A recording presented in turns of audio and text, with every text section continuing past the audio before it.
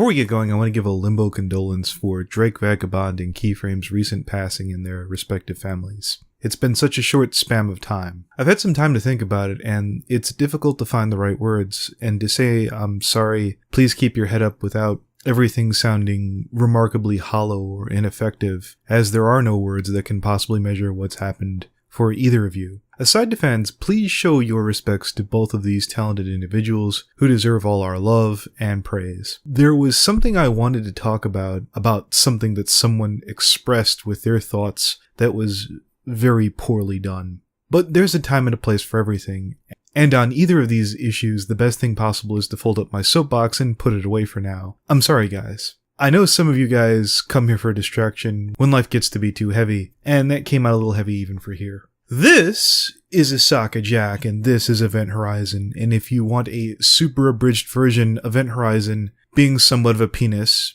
is not a Nazi. Event, before you get your panties in a pinch, Toon and Brawny have taken far worse from myself, and if you want to hit me back, be my guest. Just don't whine about it to me on Twitter. So, before we delve in, there's some things I want to set the board with first.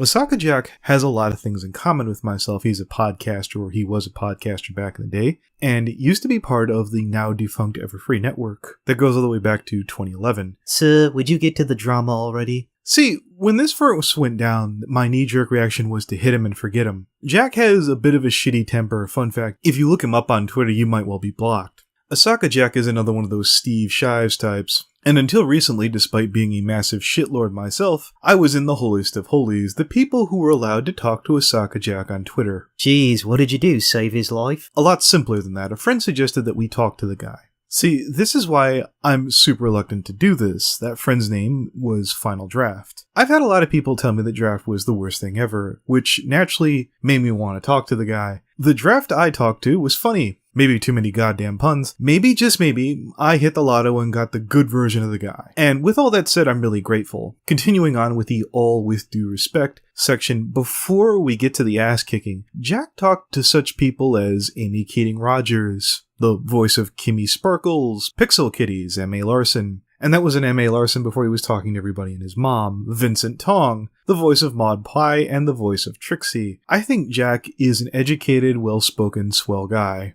He also teaches in Japan. So what the hell is he doing here? See Event Horizon. Yes? Event is in fact not a Nazi. The devil, you say? So, back on September 3rd, one of my fans sent me a screen cap of a Brendan H. calling Event Horizon just that. Now, keep in mind, it was 4 a.m. I just got up and it was time for work. I know it was 4 a.m. because I included it in the post. I did so because I knew Jack's reputation and short temper on Twitter, and I wanted to give myself some wiggle room if things got out of line. I did call Jack's friend a moron because, again, Event Horizon is many things. Tacky, kind of a dick, a loudmouth. Hey, takes one to know one. But he's also not white. Event Horizon is Puerto Rican. I explained this. Jack proceeded to tell me how Event sent Nazi posts. Knowing Jack, I wouldn't be surprised if it were a Pepe. Jack's argument said Event, at best, is horrible. Yes, you're right, Jack. Event is horrible. He is also not a Nazi. Hell, I wouldn't even call Event a bigot. You might, depending on how deep in Tumblr you are, but I wouldn't.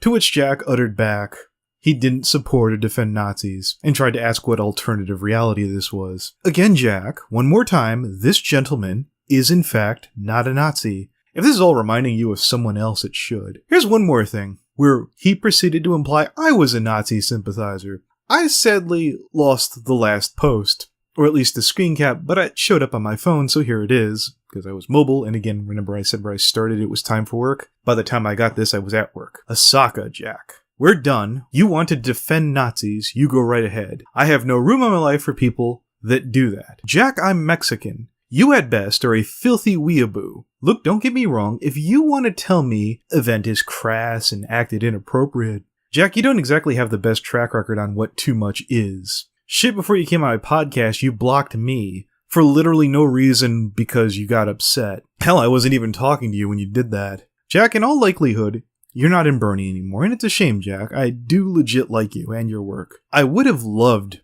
if you would have just said, I was being a dick that day. Can I have a mulligan? I'm not surprised. For as long as I've followed you on Twitter, I made sure to only ever talk to you about you posting your cat pics or food pics. One of those times in which you spammed pictures of fries at me when I was hungry. Now, that pissed me off far more than any of this. You're a fat guy, Jack. How dare you? How could you do that to one of your fellow brothers? I could easily have stayed out of your way on this one. Event and I are not super big friends right now, but this boiled down to doing the right thing, and Jack, you're not being noble. You were being a dumbass. Please stop it. As for Event, here's a clip. About what happened to my zeal for taking down the current analysis community. I would probably attempt at doing that if I had the time.